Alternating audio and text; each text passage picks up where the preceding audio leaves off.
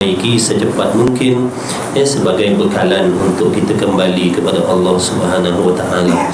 Insya-Allah diharapkan hadirin hadirat para muhibbin rahimahullah sekalian, rahimakumullah sekalian, senantiasa di dalam keadaan sihat walafiat. Ni musim lah katanya, musim ramai orang tak sihat. Saya pun dah 2 minggu lebih, 3 minggu dah begini sebulan ada batuk-batuk, tapi apa, alhamdulillah lah. Jadi mudah-mudahan kalian semua dipelihara oleh Allah Subhanahu wa taala daripada sebarang wabak penyakit, insya-Allah, amin ya rabbal alamin. Allahumma salli ala sayyidina Muhammad. Sambungan kita malam ni, insya-Allah, muka surat berapa Ahmad?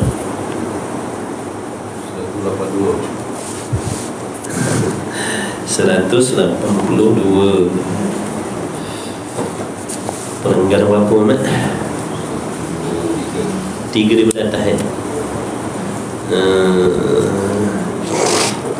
Allahumma salli ala sayyidina Muhammad.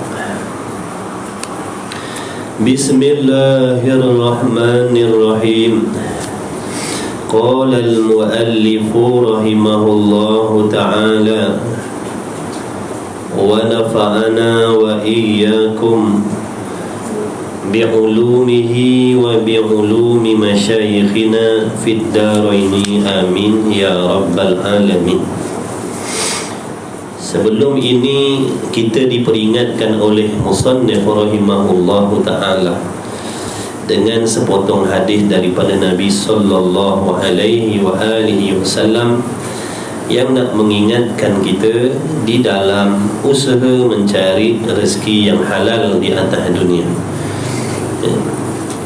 Apa kata Nabi sallallahu alaihi wasallam? Ini merupakan peringatan untuk kita muslimin, mukminin agar berhati-hati di dalam menuntut rezeki yang halal, meskipun halal.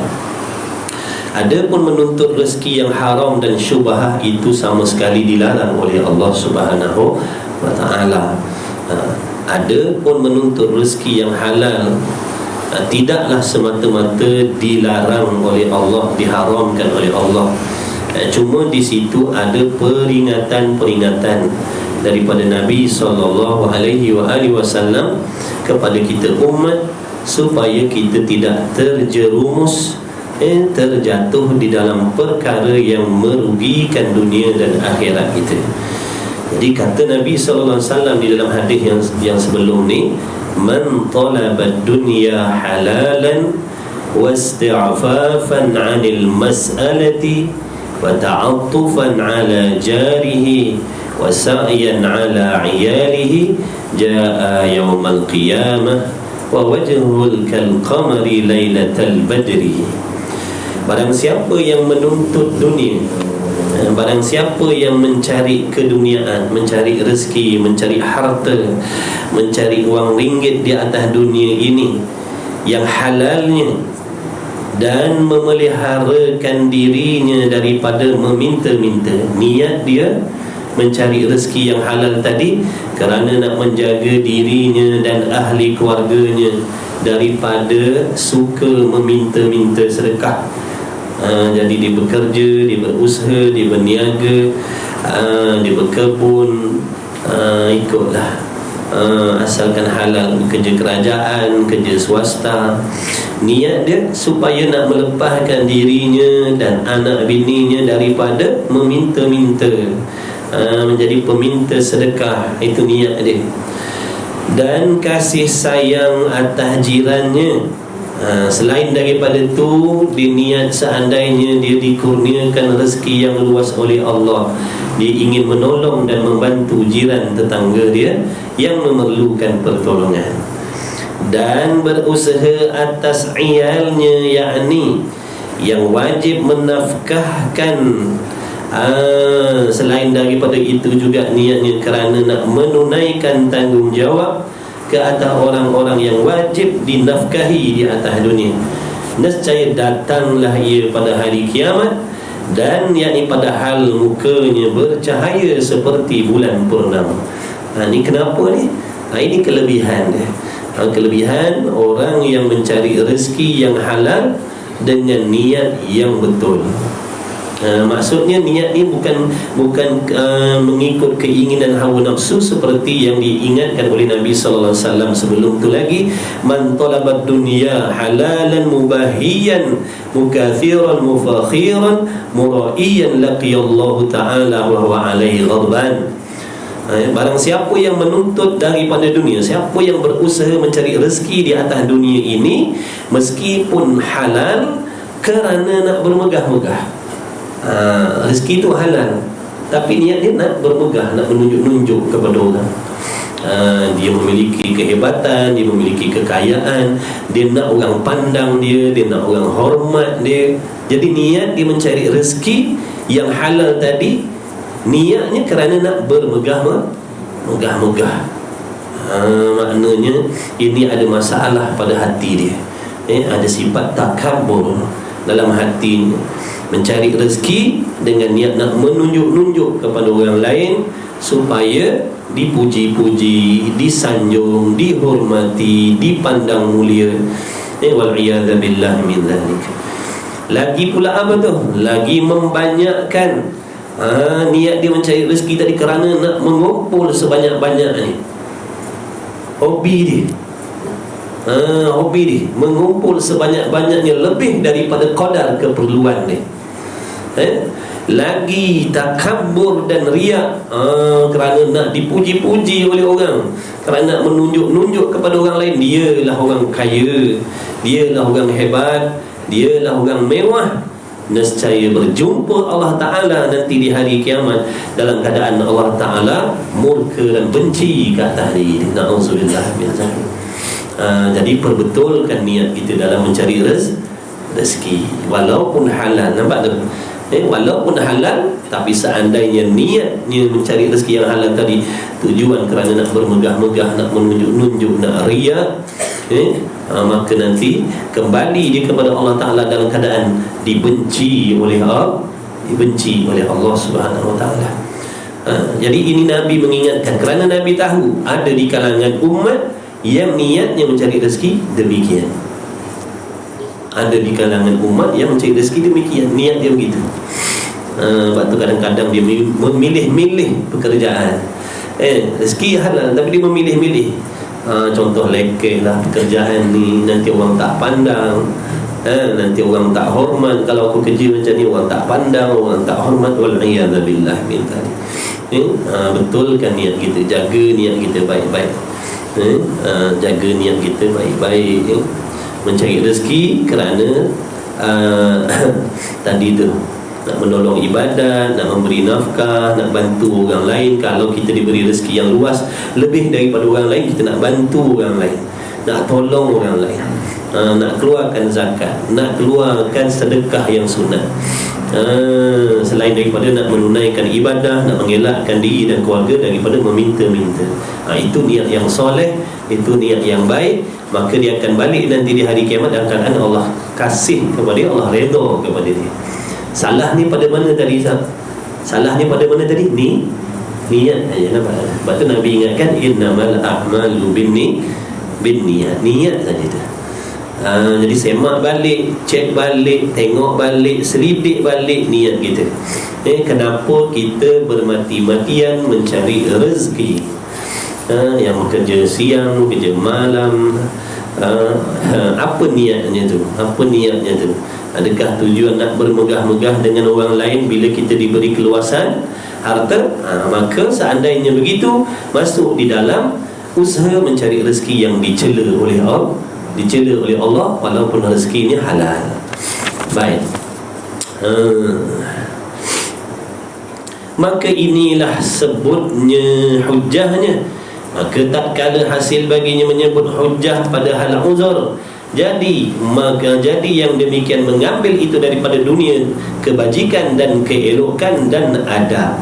Maksudnya ada pun kosaknya orang mencari rezeki tadi itu, kerana nak meminta tolong, nak menjadikan asbab supaya dia mudah untuk melakukan ibadah. Dia mencari rezeki dengan niat, ya Allah, mudah-mudahan dengan ada keluasan rezeki ini mudah untuk aku melakukan ibadah. Apa melakukan ibadah? Contohnya, aku nak bagi nafkah, aku nak bayar hutang-hutang, aku nak memberikan pelajaran pendidikan kepada anak-anak aku, memberikan pendidikan agama kepada anak-anak aku. Aku tak nak anak-anak aku jadi peminta sedekah. Itu niat yang baik. Kemudian aku nak keluarkan zakat. Aku nak pergi haji, aku nak pergi umrah, aku nak bantu orang lain yang memerlukan. Itu niat yang baik. Itu maksudnya minta tolong atas ibadat bagi Allah Ta'ala. Dan iaitu bahawa menyebutkan dengan hatinya bahawa jikalau tiada di dalamnya menyampaikan kepada ibadat bagi Allah Ta'ala, nescaya tiada diambil daripada yang demikian itu. Maksudnya dikaitkan. Ibaratnya begini, ya Allah, kau rezekikanlah kepada aku rezeki yang luas. Seandainya dengan rezeki yang luas tadi memudahkan aku untuk melakukan amal soleh, mendekatkan diri kepada Engkau, ya Allah, permudahkanlah, rezekikanlah kepada aku dengan rezeki yang luas. Jadikanlah aku orang yang memiliki keluasan harta yang bersyukur. Niat begitu. Seandainya keluasan harta itu menjadi asbab aku semakin jauh daripadamu, ya Allah, dengan asbab keluasan harta itu menjadikan aku sombong, takabur, maka kau jauhkan daripada aku, ya Allah. Itu doa. Cara berdoa. Sebab kita tak tahu benda akan datang. Memanglah waktu kita tak ada ni, niatnya baik-baik, nak tolong orang, nak tolong begini. Tapi bila dah dapat, nanti takut ke lain. Kita tak tahu benda yang akan datang, tetapi Allah Maha mengetahui. Maka kita diajarkan cara berdoa begitu. Minta, tak salah nak minta harta, kekayaan, nak jadi jutawan, tak salah. Tapi kaitkan, ya Allah, seandainya kekayaan tu menjadikan aku dekat denganmu, ya Allah, menjadikan aku taat kepadamu, ya Allah, mempermudahkan urusan aku untuk melakukan amal soleh, permudahkanlah, ya Allah, rezekikanlah kepada aku keluasan harta, ya Allah. Tapi seandainya keluasan harta itu menjadi asbab aku dibenci olehmu, ya Allah, contohnya dengan asbab kekayaan itu aku mula menjadi orang yang membazir, aku jadi orang yang sombong, putus silaturahim, dah mula membeza-bezakan taraf adik-beradik dan sebagainya, menjadi bakhil contohnya, maka kau jauhkanlah kekayaan itu daripada aku. Cukuplah dengan apa yang ada ni, alhamdulillah. Itu cara berdoa. Jangan kita termasuk dalam golongan orang yang tamak di dalam berdoa. Tamak dalam berdoa ni maksudnya kita semata-mata meminta tanpa ada rasa takut dan bimbang akibat daripada itu. Kita semata-mata minta, ya Allah, jadikan aku orang kaya, jadikan aku orang mewah, luluskanlah segala projek-projek ni, ya Allah. Semata-mata gitu. Allah boleh tak nak bagi? Boleh. Tak susah pun pada Allah nak bagi tanpa kita usaha dan ikhtiar pun Allah boleh bagi rezeki tanpa sebab, tanpa usaha. Tapi takut kekayaan tu tadi, kemewahan tu tak padan dengan kita nak bawa. Sebab tu diajarkan berdoa sedemikian. Doa sedemikian. Ya Allah, jadikan aku orang yang kaya, yang bersyukur. Begitu. Kalau kita minta kaya-kaya je, Allah boleh bagi. Tengok tu orang bukan Islam, Allah bagi kaya. Tengok ada orang tu kaya sampai lupa terus kepada Allah, mencabar-cabar Allah lagi, berseronok dengan dosa dan maksiat, digunakan kekayaannya untuk membuat benda-benda yang dilarang oleh Allah. Adakah kita nak jadi macam tu? Apa gunanya diberi kekayaan tapi dibenci oleh Allah? Dan apa gunanya diberi kekayaan tapi jadi asbab nanti kita menerima kecelakaan di hari kiamat. Sebab itu waspada dalam mencari rezeki, walaupun halal, kena hati-hati. Baik. Dan ada pun jikalau ada halnya uzur, maksud uzur itu perlu, dan tiada ada baginya qasad ini dan zikir ini, atau ada ia baginya zikir ini dan tiada ada pada hal uzur, maka tiada ada yang demikian, ambilnya daripada jumlah kebajikan. Kalau dia mencari rezeki tanpa ada niat-niat yang sedemikian tadi, tidak ada kebajikan di dalam mencari rezeki. Tak ada kebajikan, tak ada kebajikan, tak dapat pahala tu. Dia bekerja tu dapat pahala, sebab niatnya bukan untuk ibadat. Bukankah tujuan kita dihidupkan oleh Allah ni ibadat? Allah bagi kita makan, ada hubung kait dengan ibadat. Allah bagi kita sihat, hubung kait dengan ibadat. Allah bagi kita memandang, untuk ibadat. Allah bagi kita bercakap, untuk ibadat. Allah bagi kita pekerjaan, untuk ibadat. Tiba-tiba niat kita bukan untuk ibadat. Niat kita untuk nak bermegah-megah, nak berseronok-seronok, nak bermewah-mewah, bukan untuk mengabdikan diri kepada Allah. Maka tidak jadi kebajikan walaupun halal. Jadi rugilah, rugi. Beristighfar kepada Allah, taubat kepada Allah, mengaku kesalahan kita. Sempat lagi, sempat lagi. Ya Allah, dulu aku tak tahu, dulu aku tak mengaji. Ya Allah, aku tak tahu. Itulah ulama pesan, belajar mengaji agama ni tak boleh sikit sih. Tadi sikit-sikit, banyak benda nak kena tahu. Sebab perjalanan akhirat ni jauh. Ibadat ni perjalanannya, kata Imam Ghazali, perjalanan yang sangat jauh, yang sangat dalam, yang sangat payah, yang terlalu banyak tipu muslihatnya. Jadi adakah cukup dengan ilmu yang sangat-sangat sedikit? Kalau kita nak berjalan di atas dunia ni pun memerlukan pelbagai jenis ilmu. Lepas belajar, lepas belajar. Sekolah rendah, sekolah tinggi, kolej, universiti, lepas tu ambil yang ni, ambil tu pula, ini itu. Nampak tak? Itu untuk urusan dunia je tu. Pun tak habis lagi. Belajar benda lain pula, hal dunia juga. Adakah ilmu yang bersangkut paut dengan akhirat yang tidak berkesudahan itu tidak perlu kita belajar banyak, tak perlu bersungguh-sungguh? Itu sebenarnya pemikiran yang salah, tuan-tuan. Ilmu akhirat ni kena belajar sebanyak-banyaknya, kerana bersangkut paut dengan kehidupan yang tidak berkesudahan selepas daripada mati. Dia tak boleh belajar sikit-sikit. Ada yang kata ilmu agama ni luas, sampai mati pun belajar tak habis. Apa tu? Belajar sikit-sikit dah lah. Macam tu pula dia punya sepi je. Ilmu Allah tu luas, sampai mati belajar pun taknya habis. Oleh yang demikian, sikit-sikit dah lah belajar. Macam tu. Ilmu dunia pun luas juga. Habis umur pun tak habis belajar jenis-jenis ilmu dunia ni, betul? Tapi kena pulut. Pula dah, kenapa pula kena pulut? Padahal sama-sama tak habis tadi dah. Nampak tak tu nafsu dia mempermainkan kita. Nafsu mempermainkan kita. Padahal kata ilmu Allah pun luas, ilmu akhirat pun luas, ilmu dunia pun luas. Kenapa yang dunia nak kena belajar lebih-lebih, yang akhirat belajar sikit-sikit sudah? Kenapa? Nampak tak tu permainan nafsu? Bila kita tak nak belajar tentang ilmu akhirat, maka pengetahuan kita tentang ibadat itu sedikit.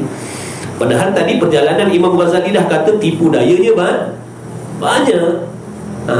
Agak-agak boleh selamat tak tu nak melalui jalan yang penuh dengan tipu daya yang dahsyat ni dengan ilmu yang sedikit?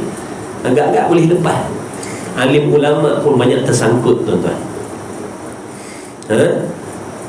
Ahli ibadat, ahli ilmu pun banyak yang tersangkut.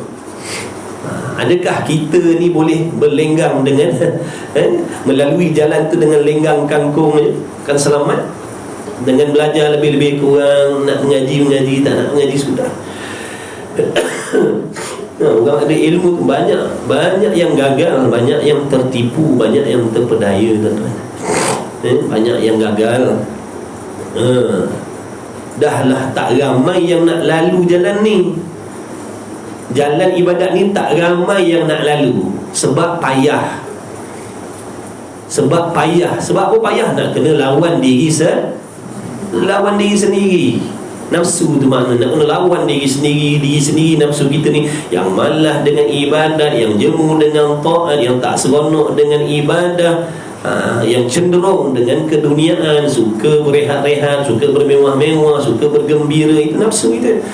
Jadi perjalanan ibadat ni sebaliknya, nak kena melawan arus, makna payah.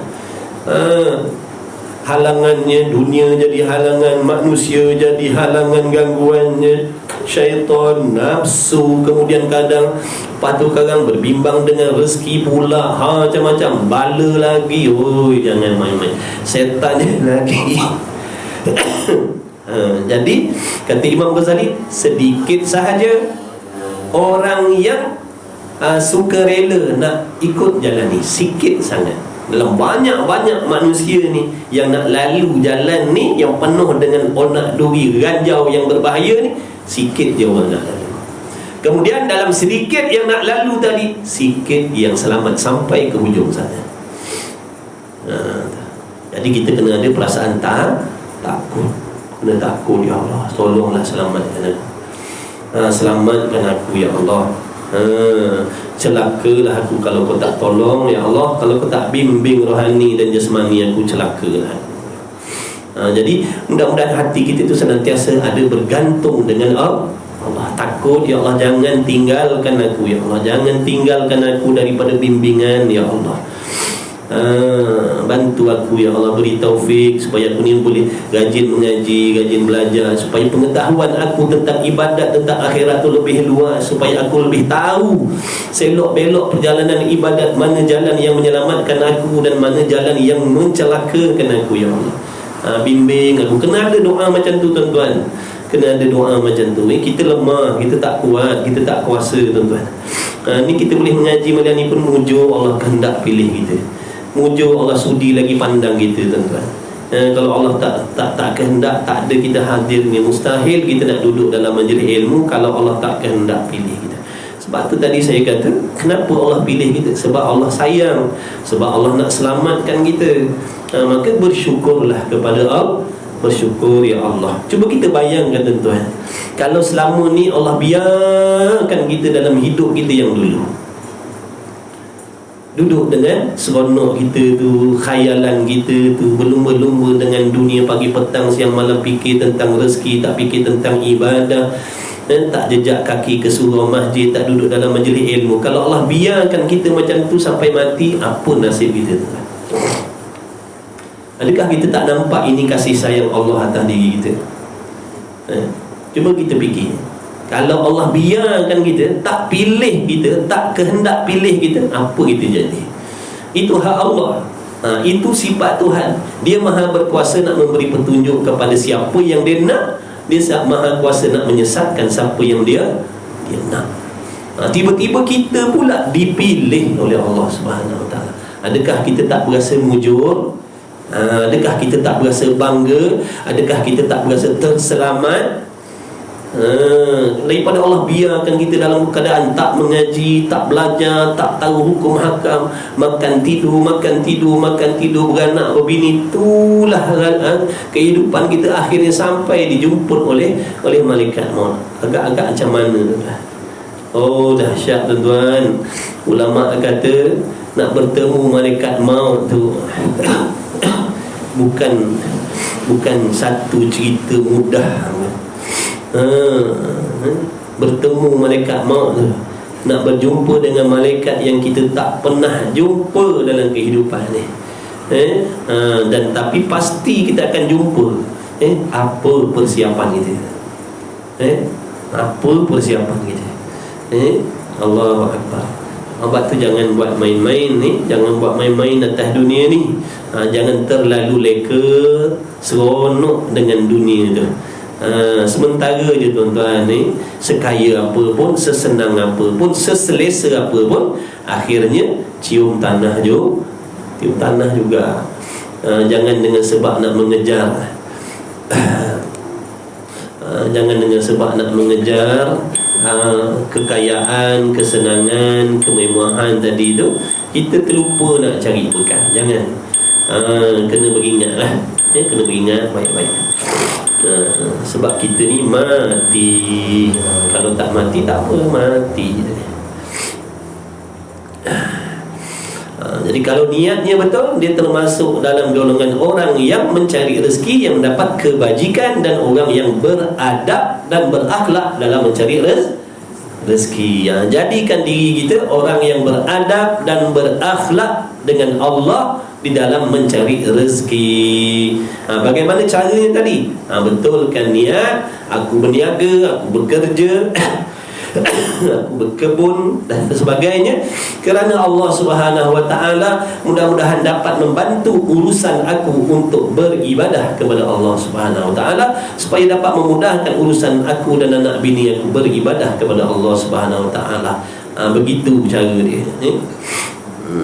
Barulah insya-Allah jadi kebaikan, jadi kebajikan. Kalau tak, sia-sia dia. Penat saja. Orang lain bekerja dapat pahala, kita bekerja tak dapat pahala.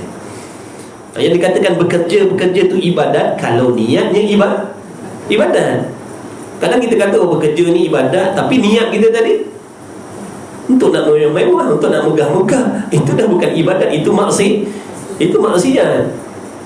Kita ni kena bekerja ni ibadat, betul, tapi apa niat? Apa niat kau bekerja tadi? Adakah memang niat nak beribadat ataupun niat mengikut keinginan hawa nafsu? Kalau niatnya kerana nak mengikut keinginan nafsu tadi, nak kaya, nak mewah, nak disanjung, nak dipandang dan sebagainya, itu bukan ibadat, itu maksiat. Itu maksiat. Betulkan balik. Tak terlambat lagi tuan-tuan. Belum terlambat lagi. Itu Allah sayang kita tuan-tuan ni. Allah sayang kita. Kalau Allah cabut nyawa kita dalam keadaan kita tak tahu benda ni, Allah Akbar. Kemudian daripada ia tetapkan atau memeliharakan adab ini, berkehendak ia kepada penglihat mata hati. Nak kena ada mata hati tuan-tuan. Mata hati ni apa peranan dia tuan-tuan? Mata hati ni, peranan mata hati ni nak memandang akhirat. Seperti mana mata kita ni, dua butir ni, hata dua biji ni, Allah jadikan untuk melihat dunia. Apa yang mewah atas dunia, apa yang mulia atas dunia, apa yang hina atas dunia, itu dilihat oleh mata lendir ni. Adapun mata hati, ni yang dalam ni, mata hati ni untuk memandang akhirat. Apa yang mulia di hari akhirat, apa yang mulia di sisi Allah, apa yang keji di sisi Allah, apa yang celaka di hari kiamat, apa yang menguntungkan di hari kiamat. Ini peranan mata hati tadi. Jadi kalau mata hati kita buta, mata hati kita rabun, kita tak akan nampak. Jadi berkehendak kepada penglihat mata hati. Dan qasaknya hamba tadi yang mujmal, yakni perhimpunan, iaitu bahawa tiada diambil akan dunia ini sekali-kali melainkan kerana uzur, iaitu uzur menyediakan atas bagi ibadat Allah Ta'ala. Itu niat dia aku nak cari rezeki ni, tujuan aku nak beribadat. Dia pun untuk nak bermewah-mewah, nak berlebih-lebih, tidaklah, bukanlah. Jadi senang ke susah tuan-tuan? Senang ke susah? Susah kita ni. Susah tuan-tuan. Inilah di perjalanan ahli ibadat yang betul-betul. Cuma kita bandingkan dengan diri kita. Boleh duduk sebelah tak dengan orang ni? Yang mana kadang-kadang kita berasa dah hebat, dah selamat, dah baik, berasa dah betul. Cuba kita bandingkan macam mana ni ahli ibadat ni. Al-Imam Al-Ghazali rahimahullah ta'ala ni menceritakan tentang jalan ibadat yang sebenar, yang selamat. Maka kita adukan dengan diri kita. Sama tak niat mencari rezeki dengan orang-orang ni? Kita mencari rezeki bukan sekadar nak beribadat, tapi ada campur dengan nafsu juga. Selain daripada nak tunai ibadat, nak seronok-seronok. Kalau makan bukan sekadar nak kenyang, nak nyelamat nyawa, nak sedap-sedap. Kalau pakai bukan sekadar nak tutup aurat, nak yang mewah-mewah, nak yang orang pandang. Jadi tak sama. Sebab tu nanti di hari kiamat martabat manusia ni berbeza di sisi Allah, berbeza. Ada yang rendah, ada yang tinggi. Macam atas dunia lah. Kalau atas dunia kita tengok orang yang ada pangkat jawatan atas dunia ni, oh dahsyatnya, kayanya, apa dia nak semua dapat. Mewahnya, kayanya, meleleh hari kita tengok. Tak berkelip mata kita kalau tengok rumah dia tu. Tengok, bukan rumah, tengok pintu pagar dia. Tengok pintu pagar dia tak berkelip mata kita. Macam tu lah. Orang ada pangkat jawatan atas dunia, tapi mati tu tak tinggal. Ni besok hari kiamat besok, kita tengok siapa yang dahsyat martabatnya di sisi Allah. Itu baru betul. Itu yang hakikinya, tuan-tuan. Itu yang hakikinya. Itu tak musnah, tak binasa dah. Tak musnah, tak binasa dah. Ambillah, milikilah, selama-lamanya. Allah tak tarik balik dah, Allah tak rampas balik dah. Nikmatilah, kecapilah untuk selama-lamanya.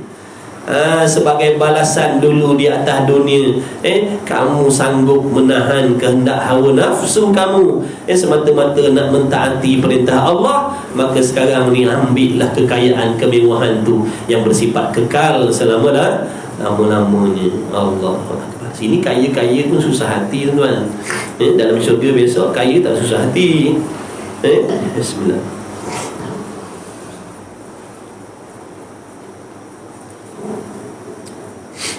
Atas dunia ni kaya mewah pun tak tenteram juga. Betul? Takut orang ugut, takut harta kena curi, macam-macam lah. Nak kena bayar ini, bayar itu. Bukan duduk saja je kaya pun, kena bayar juga. Kita je nampak yang senang je, tengok bil-bil belanja dia bulan-bulan je. Tu kaya atas dunia. Kaya pun sebenarnya susah. Tapi di hari kiamat, kaya ni kaya hakiki.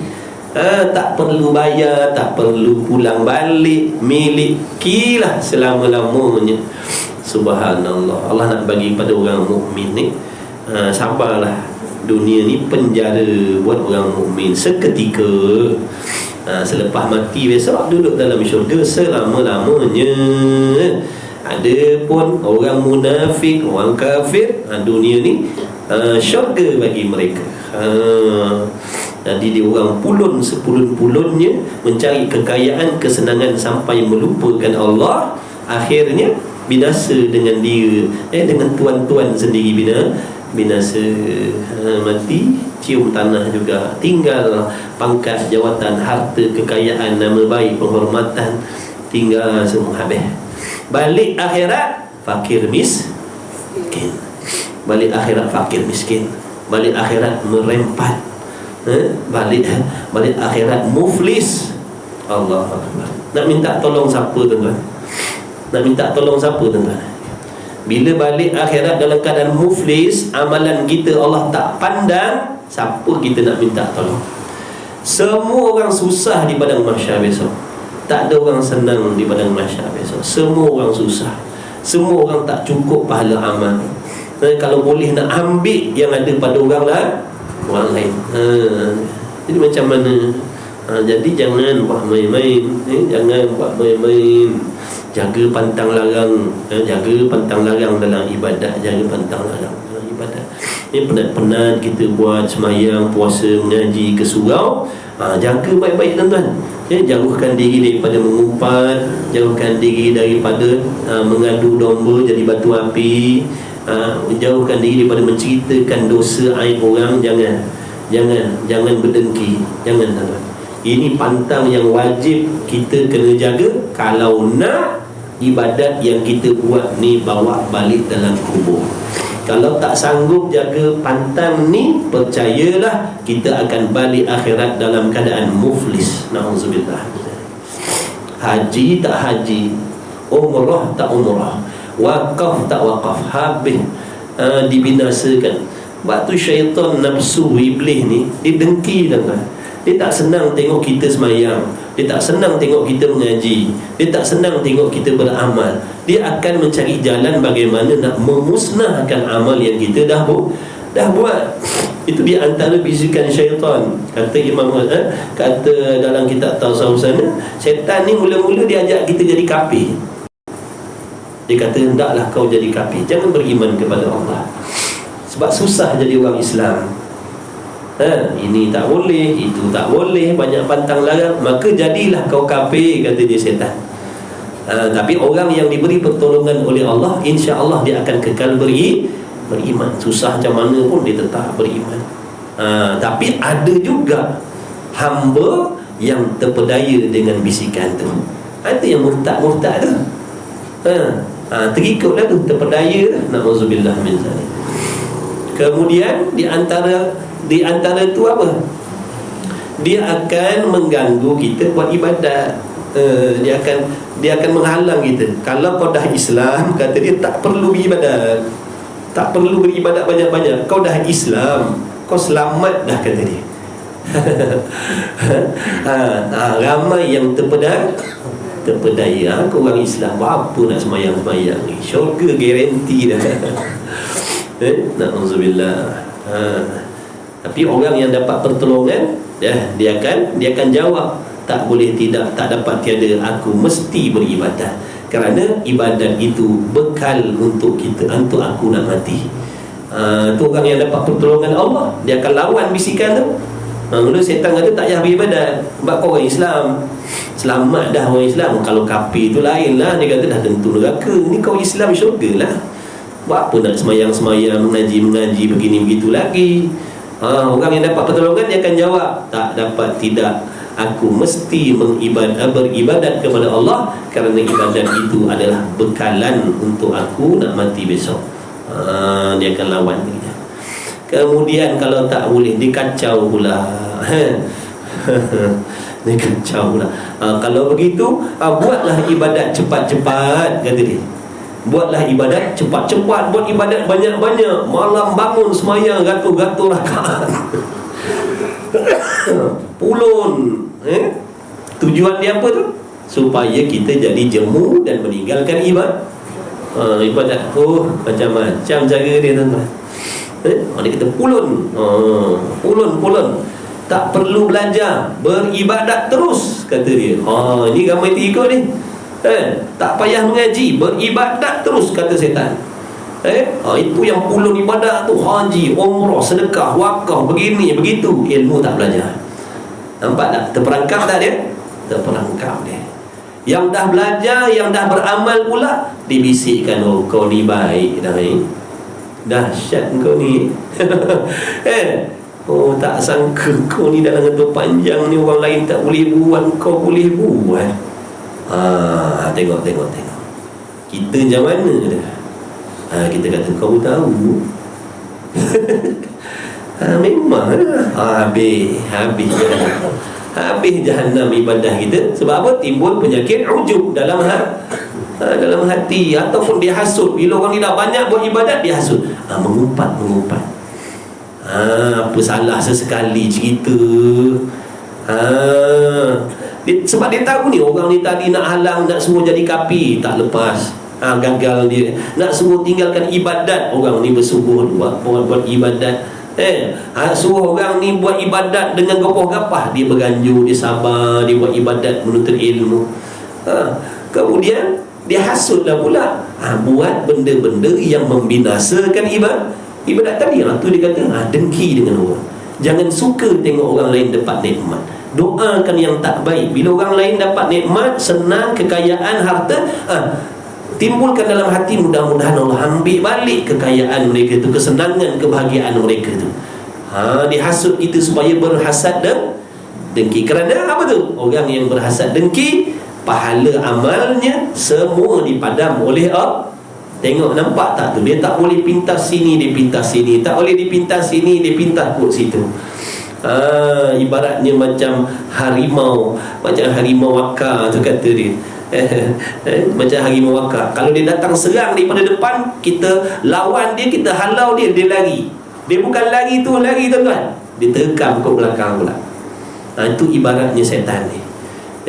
Jangan ingat bila kita dah selamat sini, depan-depan selamat, dah ada dia punya perangkap dan jerangkap. Sebab tu kita kena mengaji, supaya kita sedar dan tahu, ini perangkap setan yang nak menjahanamkan akhirat aku. Sebab tu dia hasut kita ni supaya lidah ni mengumpat. Sebab Nabi dah bagi tahu, mengumpat ni membinasakan pahala amal, berdengki membinasakan pahala amal, takabur membinasakan amal, mengadu domba jadi batu api membinasakan amal, ujuk kagum dengan ketaatan diri sendiri, ketaatan, terkagum dengan diri sendiri boleh beramal soleh, menghapuskan pahala amal ibadat. Allah, sebab tu dia hasut kita tuan-tuan. Kita kena mengaji. Kalau tak, kita akan terperangkap tu. Banyak perangkap. Itu di antara tuan-tuan, banyak lagi. Itu di antara yang saya ingat nak bagi tahu. Jangan kita ingat senang, asalkan buat. Aku dah sembahyang, aku dah puasa, aku dah pergi haji, aku dah pernah pergi umrah, dah kira selamat dah. Belum tentu tuan-tuan. Belum tentu tuan-tuan. Belum tentu lagi. Jadi jangan berasa senang hati. Jangan berasa senang hati. Kena ada rasa takut, risau, bimbang, supaya Allah selalu selamatkan kita, bimbing kita, InsyaAllah.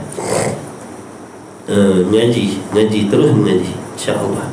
Nanti Allah akan tunjukkan lagi, Allah akan bukakan lagi, Allah akan sampaikan lagi,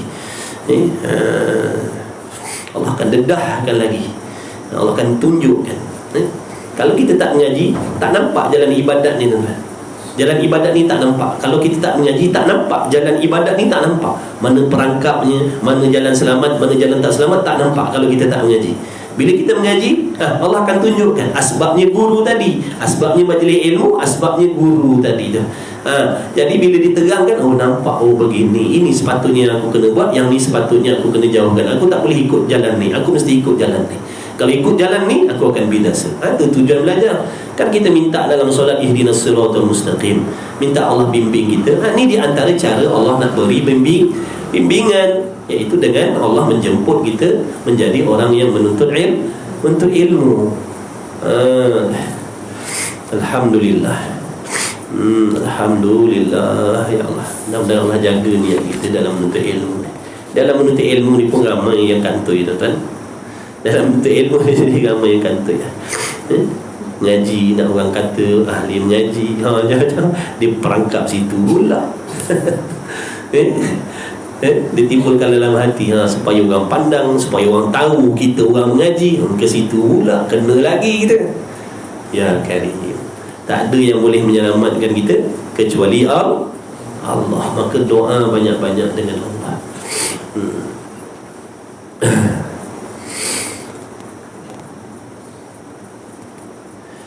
Yakni perhimpunan iaitu bahawanya tiada diambil akan dunia ini sekali-kali melainkan kerana uzur. Jadi Islam ni mengajar kita supaya bersifat qanaah. Qanaah ni makna memadalah dengan apa yang ada.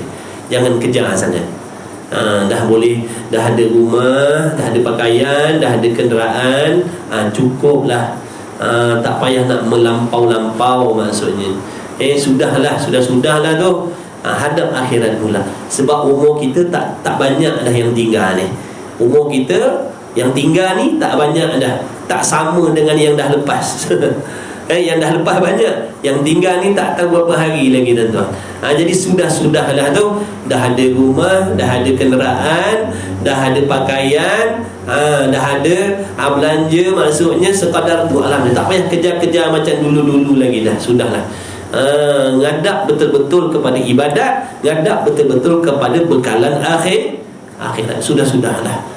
Sabar, selepas daripada mati ada kesenangan yang jauh lebih dahsyat daripada kesenangan dunia. Sabarlah. Ada orang kata, dia kata atas dunia ni lah aku nak merasa segala kesedapan, segala kesenangan, segala kenikmatan atas dunia ni lah. Sekali ni lah waktu hidup ni aku nak rasa semua ni. Sebab dia kata lepas mati besok tak dapat dah. Siapa kata tak dapat? Siapa kata tak dapat? Orang yang tak beriman dengan akhirat saja, orang yang tak beriman dengan akhirat saja mengatakan tak ada kesenangan selepas mati. Kita orang beriman, tuan-tuan, jaga akidah kita. Jangan perkataan kita macam orang yang tak beriman. Dunia ni lah nak kena puluh, nak kena rasa semua benda. Sebab bila aku mati besok, tak adalah aku nak dapat rasa benda senang-senang. Siapa cakap?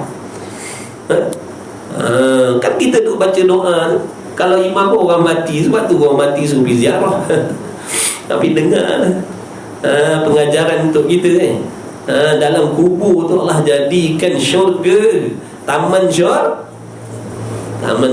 tuan-tuan. Taman syurga, tuan-tuan. Dalam kubur tu, ini perkara gaib yang wajib kita imani, walaupun tak boleh lihat dengan mata kepala, tuan-tuan. Saujana mata memandang, dilayan lebih daripada raja dunia lagi. Allah Ta'ala bagi orang-orang yang soleh, yang solehah yang mati tadi. Belum rohnya, waktu rohnya nak dicabut, Allah tunjukkanlah kesenangan dia tu. Subhanallah. Wajib kita percaya tentang benda ni. Itu saudara mara kita yang syahid tu, memang pada zahir nampak azab, tapi sebenarnya sebelum rohnya tu keluar, mereka dah nampak tempatnya di syurga dah. Memang pada zahir nampak ngeri, nampak begini tapi hakikatnya tidak, tuan-tuan. Nampak syurga dah. Jadi wajib kita yakin ada kesenangan yang jauh lebih dahsyat lagi. Kita kata siapa paling kaya dalam dunia ni? Raja lah, tuan-tuan ni. Raja mana? Raja banyak raja. Raja mana yang paling kaya dalam dunia ni? Negara mana? Kita pun tak tahu lah. Negara X lah kata kita pun tak tahu. Kesenangan dalam dunia, kesenangan dalam akhirat, dalam kubur tu yang Allah nak bagi tu jauh lebih dahsyat daripada kekayaan raja di atas dunia yang menanti dalam kubur tu. Dalam kubur, dalam syurga yang sebenar tak cerita lagi, itu jauh lebih dahsyat, tuan-tuan. Jadi jangan kita bercakap seperti orang tak beriman dengan hari kiamat. Sabarlah, sabar. Sekejap dia lagi. Sekejap dia lagi. Pujuk nafsu kita, cukup dah. Sudah-sudahlah. Mari kita menghadap kepada akhirat pula. Mari menghadap akhirat pula. Ada kesenangan yang menunggu yang jauh lebih dahsyat daripada kesenangan, keselesaan, kebahagiaan dunia. Ada yang menunggu dalam kubur. Orang lain nak kejar, biarlah. Aku dah penat dah. Aku dah penat dah. 10 tahun ni je yang aku dapat. 10 tahun 10 tahun ini juga yang aku dapat. Ni je yang aku dapat. Sudahlah. Mengaji banyak-banyak, baiki hati, tuan. Baiki hati. Kena buang, tuan-tuan. Kena buang ni. Kita nak menghadap Allah ni, ibaratnya macam kita nak semayang. Kita nak masuk dalam lubang kubur tu, ibarat macam kita nak semayang. Nabi ajar bila nak semayang ni kena bersihkan zahir dan batin. Batin hati ni bersih, tuan-tuan. Jangan ada hasad, dengki, dendam, sangka buruk, niat jahat dengan orang. Jangan. Sudahlah, bersihkan, tuan-tuan. Ini semua perangkap setan, tuan-tuan. Ini semua perangkap setan, tuan-tuan, yang nak membinasakan akhirat kita, tuan-tuan. Kena buang. Jangan ikutkan emosi. Jangan ikutkan emosi kita yang ajak kita berdendam. Memanglah sakit. Allah tahu kita sakit. Allah tahu kita sakit bila orang buat kita begitu begini. Allah tahu. Allah yang aturkan benda tu. Allah yang kehendak datangkan ujian yang sebegitu untuk kita, tuan-tuan.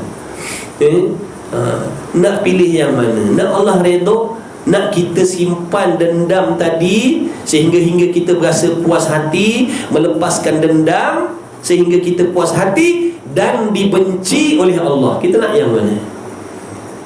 Kita pilih antara dua.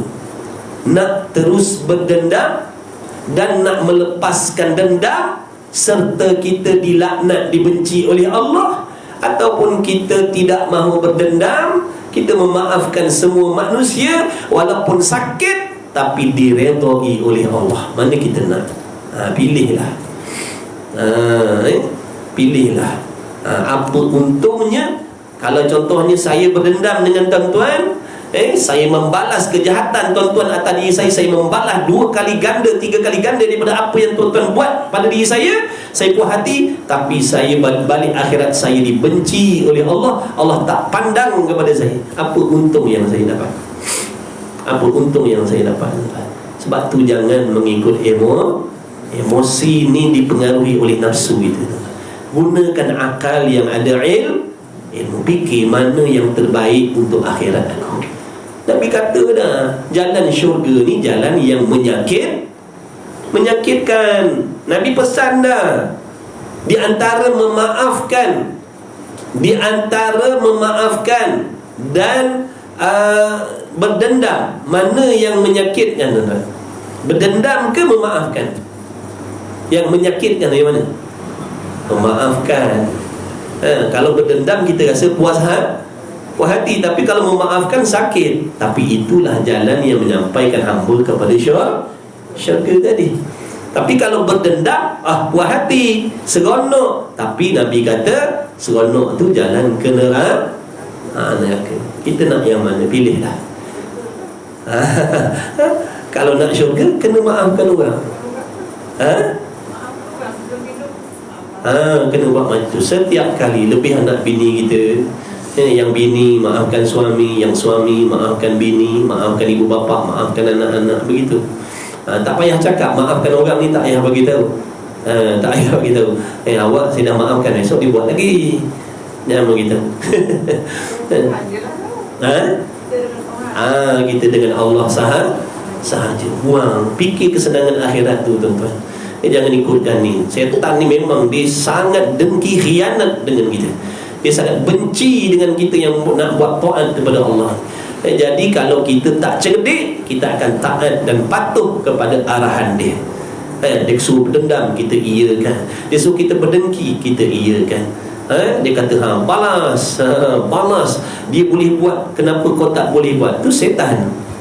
Tu setan. Malaikat tidak akan membisikkan di dalam hati kecuali benda yang taat sahaja. Ada pun benda yang jahat-jahat, supaya contohnya diajak supaya balas dendam, supaya berdengki, itu bukan daripada malaikat tapi daripada syaitan. Kita nak yang mana? Nak taat pada siapa? Na'udzubillah, moga Allah bagi kekuatan. Jangan ikut ni. Gunakan akal kita yang ada ilmu ni, gunakan. Mudah-mudahan Allah bagi pertolongan. Amin ya rabbal alamin. Jika lupa daripada menyebut hujah pada sesuatu kelakuan, maka memadalah akan dia demikian qasahnya dan yang mujmal daripada memperbaharukan sebut hujah. Kata Syekh kami rahimahullahu ta'ala, maka jadilah pekerjaannya yang tiga itu diiktibarkan padanya pada tiap-tiap satu daripada satu wajah, yakni bahawasanya zikir dan hal dan iktibar. Wallahu a'lam. Jadilah tuan-tuan, nanti sambung lagi lah insya-Allah. Hidung meleleh. Ya ke hidung meleleh? Mudah-mudahan doakanlah, mudah-mudahan semuanya sihat afiat tuan-tuan. Yang ada yang demam 2-3 minggu tak kebah-kebah, sim batuk-batuk ni, mak saya pun batuk, akak saya batuk, rumah tu anak demam, yang sini pun demam, yang sana pun demam belaka. Ujian daripada Allah, banyak dosa, mudah-mudahan jadi asbab Allah Ta'ala ampunkan dosa-dosa banyak. Tak padan dengan nak minta ampun adalah malah.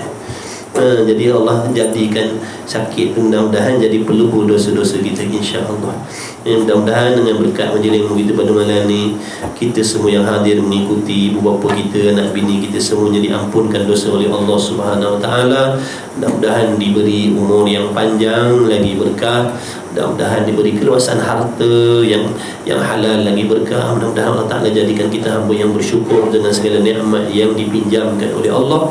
Mudah-mudahan kita sentiasa dibimbing oleh Allah, rohani dan jasmani kita ke jalan yang lurus, diselamatkan kita daripada perangkap permainan tipu daya nafsu dan syaitan yang sangat hasad dengki kepada kita. Mudah-mudahan Allah Ta'ala pelihara diri kita dan sekaliannya daripada permainan nafsu dan syaitan. Mudah-mudahan Allah selamatkan kita daripada terpedaya dengan fahaman-fahaman yang merosakkan akidah, yang merosakkan syariat. Jadi insya-Allah tuan-tuan, sebagai ulanganlah. Jadi saya harap kalau tuan-tuan boleh hadir hari Ahad minggu pertama dengan ketiga, Masjid Sultan Abdullah tu jemputlah datang ni kuliah duha. Baru minggu lepas baru mula, minggu pertama dan minggu ketiga, pukul 9.30 pagi hari Ahad, ngaji tauhid. Akidah ni fardu ain tuan-tuan kena mengaji. Jadi harap datanglah. Baru ni 2 orang ni. Seluar-luar masjid tu 2 orang. Boleh jadi permulaan lah. Jadi tolong war-warkan pakat-pakat mengaji. InsyaAllah tuan-tuan, ilmu tauhid ni fardu ain, tak mengaji dosa kecuali orang dah pandai, dah alim ilmu sifat 20 tu. Kalau tak pandai lagi, mengajilah. Pakat-pakat ramaikan insya-Allah. Bismillahirrahmanirrahim. Alhamdulillahirabbil alamin wassalatu wassalamu ala Rasulillah. Allahumma rabbana anfa'na bima 'allamtana, rabbana 'allimna alladhi yanfa'una, rabbana faqih ahlana wa qarabatin lana fi dinina ma ahli qutri untha wa dzakar. Wa sallallahu ala sayyidina Muhammad walhamdulillahi rabbil alamin. Taqabbalallahu minkum minna wa minkum taqabbal ya karim.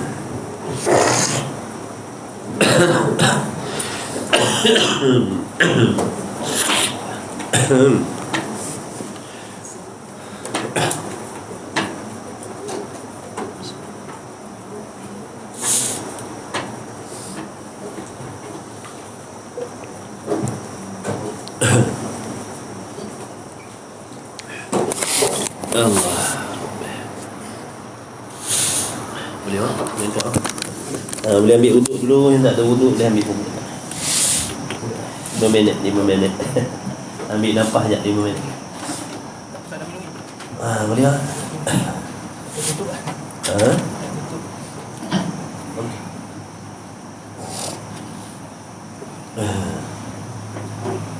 InsyaAllah.